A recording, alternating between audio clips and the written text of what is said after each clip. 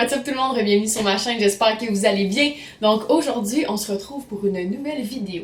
Et cette vidéo-là va être pour mes 24 ans. Donc j'avais envie d'écrire une liste de choses que j'ai appris au courant de la dernière année. Autant des choses super importantes que des choses un peu banales de la vie de tous les jours, mais qui font vraiment partie de moi et ça me tentait de vous la partager aujourd'hui.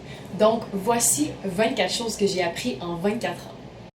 C'est vraiment important de se déconnecter à la technologie. En fait, je trouve qu'aujourd'hui, de nos jours, tout le monde est toujours plugué 24 heures sur 24. Des fois, on pense juste plus à soi-même tellement on est dans notre téléphone tout le temps. J'ai appris que des fois, c'est correct de prendre 2-3 jours off de la technologie, des ordinateurs, des caméras, des téléphones. Honnêtement, je crois que c'est vraiment important de faire ça pour sa santé mentale. C'est important de faire le ménage des gens autour de soi. Je me suis rendu compte que j'ai juste plus de temps pour les gens toxiques dans ma vie et que ça me tente pas de m'investir dans des relations qui, au bout du compte, vont rien changer à ma vie. Toujours pas capable de boire du café et ce, même après 24 ans de vie. Je suis tellement quelqu'un sénère que aussitôt que je bois un café, ça me fait shaker, j'ai des sueurs froides, ça marche pas pantoute. L'affaire, c'est que j'aime tellement le goût du café, genre de la crème glacée au café, du yogourt au café, ce genre de trucs-là. Alors ça me fait un petit peu chier que je ne suis pas capable de boire du café, mais j'ai trouvé une alternative qui est le matcha et ça, je capote. Il faut jamais prendre quiconque pour acquis. Des fois, on a des gens qui sont tellement ancrés dans notre routine qu'on pense qu'ils vont juste être à nos côtés tout le temps. Mais c'est tellement important de chérir ces gens-là et de leur dire qu'ils sont importants puis qu'on les aime à chaque jour parce que il n'y a jamais personne dans la vie qui est pris pour acquis. J'ai eu une période vraiment plus rough en janvier-février dernier. C'était vraiment mon gros pic d'anxiété. Puis plus le temps avance, plus j'apprends à le contrôler et à me découvrir plusieurs techniques. Donc j'ai appris et je me suis trouvé énormément de trucs pour vaincre cette anxiété-là. Donc j'en suis vraiment heureuse. La visualisation, ça marche vraiment. Je suis tellement une fille qui croit aux énergies dans la vie et à la visualisation, ou tout ce qui est comme pensée positive, que des fois quand j'ai un objectif de vie, je me réveille le matin et je fais juste visualiser qu'est-ce que ma vie serait si j'accomplissais telle chose. Je me rends compte que, honnêtement, ça marche vraiment. Il faut envoyer ça dans l'univers. Si on veut vraiment quelque chose dans la vie, ça va se faire. Ça va peut-être pas arriver demain, peut-être pas dans 2 semaines, peut-être pas dans 2 ans, peut-être dans 10 ans, mais quand même, c'est important de faire de la visualisation. En parlant d'énergie, je crois vraiment en l'astrologie. L'astrologie, les horoscopes, c'est vrai, ok? Je me suis découvert une passion pour tout ce qui est dans l'univers de l'astrologie. Honnêtement, ça me passionne, ça me fascine énormément. À chaque fois que je lis mon horoscope, je suis comme, oh mon Dieu, à quel point je relate. Donc, l'astrologie, j'y crois. Il n'y a rien d'inatteignable. À chaque début d'année, je me fais toujours une feuille de but, de défis à atteindre pour l'année qui s'en vient.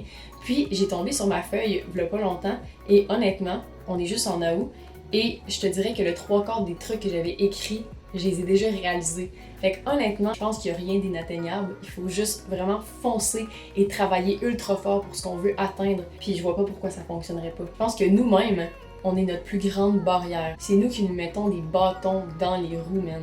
Fait que si t'as envie de faire de quoi, go for it. T'as pas besoin d'alcool pour avoir du fun. Back in the day, je me rappelle, à chaque fois que je sortais, il fallait que je sois saoul. Il fallait que je bois, que j'aie toujours un verre à la main. Maintenant, je me rends compte que j'aime tellement ça être à jeun.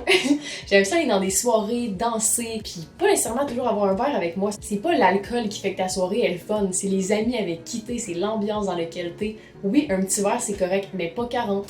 Les vrais amis, on peut les compter sur les doigts d'une main. C'est tellement pas la quantité, mais bien la qualité. J'ai envie de focusser sur les gens que j'aime d'amour, j'ai envie de leur apporter quelque chose, j'ai envie qu'ils m'amènent quelque chose aussi. Fait que ces amitiés-là, quand on les trouve, c'est tellement important de les cultiver et d'en prendre soin. Il faut que j'écoute mon intuition, parce que ma petite voix dans ma tête, she's so fucking right. Je me suis rendu compte que j'ai une intuition extrêmement forte dans la vie, puis que aussitôt qu'il y a un petit quelque chose qui me titille ou que j'ai l'impression qu'il y a quelque chose qui va arriver, normalement ça va arriver. Donc il faut juste que j'y aille, il faut juste que j'écoute mes envies folles puis que je vais voir où ça me mène.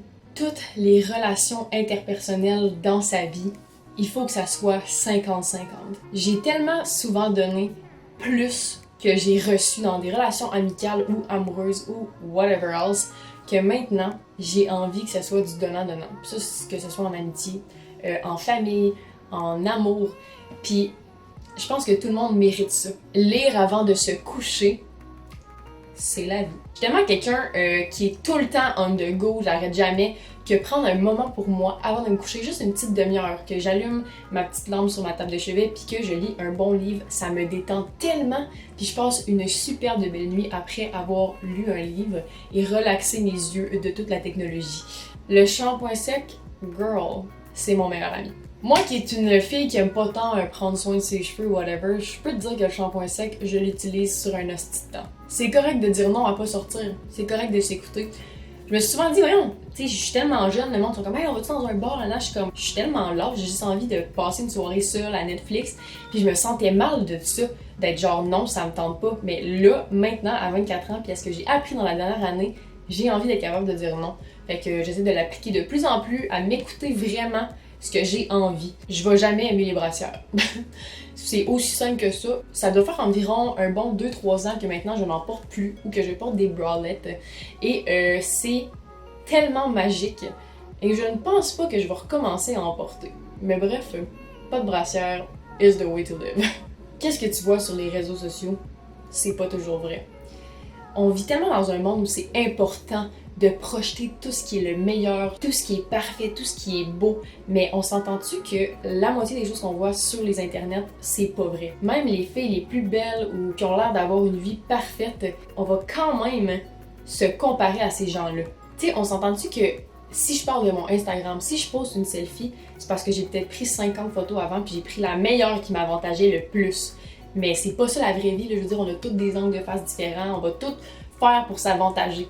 Mais ce qu'on voit sur les réseaux sociaux, il faut pas que ça nous fasse du mal. Il faut pas que ça nous atteigne mentalement, ok? C'est pour ça que c'est vraiment important aussi de faire un ménage de son feed pour le diversifier, d'après moi. Je suis tellement de pages de motivation, de body positivity, de queer women, de féminisme. C'est tellement important, c'est juste de ça que je veux maintenant sur mes réseaux sociaux. Se faire une feuille d'objectifs, un to-do list, whatever you want to call it, c'est vraiment, mais vraiment aidant. J'ai jamais été une fille de checklist ou de trucs comme ça avant, mais là, je me suis dit, you know what, je vais l'essayer. Je l'ai essayé parce que mettons que tu as une checklist, puis là, t'en fais un, ben tu y vas puis tu check. C'est tellement genre satisfaisant, j'aime vraiment ça. Surtout si c'est des buts ou des défis puis t'es atteint, je sais pas, c'est le fun d'avoir un visuel de ce que tu viens de faire. Ne Google jamais tes symptômes, ok? Moi, je suis vraiment pente fatale, ok? Je suis genre vraiment hypochondriaque.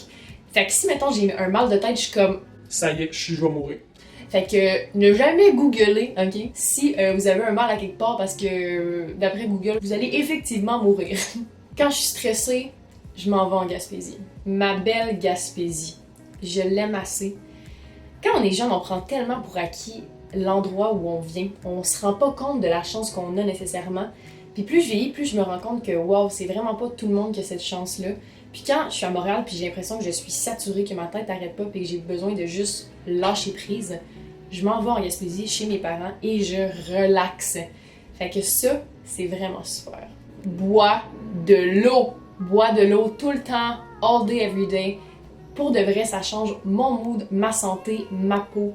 L'eau, c'est l'essence de la vie. Je sais, ça sonne cliché, mais pour de vrai, buvez de l'eau. Fais des choses qui te font peur. Dans le sens de trucs qui te sortent complètement de ta zone de confort. Parce que je pense vraiment que la vie commence juste un peu à l'extérieur de cette zone-là. Toutes les choses que j'ai faites qui me faisaient un peu peur ont été, à la fin de la journée, les meilleures choses de toute ma vie. Fait que je crois vraiment à si tu as un stress à l'intérieur de toi, c'est que ça mérite d'être vécu. Peu importe l'âge que tu as, tu vas quand même avoir des boutons des fois d'en face. Moi, j'étais sûre qu'après, mettons, 16-17 ans, j'allais être correct, j'allais plus sûrement avoir de boutons. J'ai jamais eu tant de struggle avec ma peau, en général, j'ai une très belle peau.